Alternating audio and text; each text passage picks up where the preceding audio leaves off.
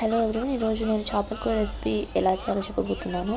First మనం చేపలు తీసుకొని మంచిగా దాన్ని కడుక్కోవాలన్నమాట. కడుక్కున్న తర్వాత అందులో నిమ్మకాయ పిండుకోవాలి. సో ఇప్పుడు మనం ఒక బాండీ తీసుకోవాలి. ఆ బాండీ తీసుకొని అందులో మనకి సరిపడా ఆయిల్ పోసుకొని దాంట్లో మెంతులు, లవంగాలు, బిర్యానీ ఆకు, దాల్చిన చెక్క వేసుకోవాలన్నమాట. ఇదంతా ఆయిల్ మంచిగా హీట్ అయ్యాక మనం వేసుకోవాలి. దాంతోపాటు మనం కరివేపాకు కూడా వేసుకోవాలి.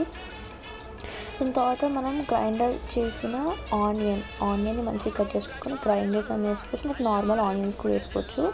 దాన్ని ఆ ఆనియన్ దాన్ని మనం ఆయిల్లో వేసుకోవాలి. వేసుకున్న తర్వాత దాంతోపాటు దాన్ని మంచిగా కలిపి మనము అల్లం వెల్లిగడ్డ పేస్ట్ వేసుకోవచ్చు, లైక్ జింజర్ గార్లిక్ పేస్ట్. దాంతోపాటు మనం మంచిగా నీళ్ళల్లో వాష్ చేసుకున్న కొత్తిమీర వేసుకోవాలన్నమాట. దాని తర్వాత మనకు సరిపడా పసుపు వేసుకొని మంచిగా మిక్స్ చేసుకోవాలి. కొద్దిసేపు వదిలేసి మళ్ళీ మిక్స్ చేసుకోవాలన్నమాట.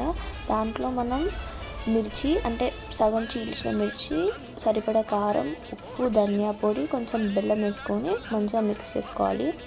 మిక్స్ చేసుకొని కొద్దిసేపు మూత పెట్టేసి పక్కకు పెట్టాలన్నమాట. అది మంచిగా ఉడికాక మళ్ళీ ఒకసారి కలుపుకొని దాంట్లో మనం చింతపండు రసం పోయాలన్నమాట. ఈ చింతపండు రసం మనం స్టార్ట్ చేసే ముందే ఒక పక్కకి పెట్టుకోవాలన్నమాట. చింతపండు వేసుకొని వాటర్ పోసుకొని, మీకు సరిపడా వాటర్ పోసుకొని చింతపండు సరిపడా వేసుకొని పక్కకు పెట్టుకోవాలన్నమాట. ఇప్పుడు మనం చింతపండు రసం పోసుకున్నాం కదా, అది మంచిగా కలుపుకొని ఆయిల్ పైకి వచ్చే వరకు మనం దాన్ని హీట్ మీద ఉంచాలన్నమాట. దాని తర్వాత మనం ముందు కడిగి పెట్టుకున్న ఫిష్ ఉంది కదా, అవి ఒక్కొక్క ముక్కలుగా మనము అందులో వేసేసుకోవాలి. దాని తర్వాత మనం పైన గరం మసాలా వేసుకోవాలన్నమాట.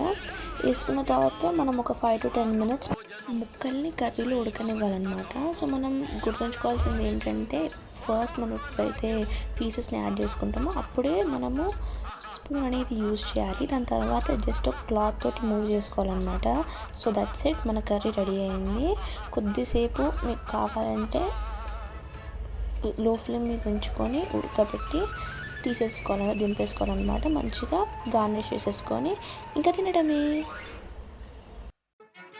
ఐ హోప్ దట్ నేను ఫస్ట్ చేసిన ఈ రెసిపీ వీడియో మీకు నచ్చిందని. If at all any mistakes ఉంటే ఐఎమ్ సారీ, బట్ ఇలా అన్నమాట మేము చేసుకునేది. Thank you.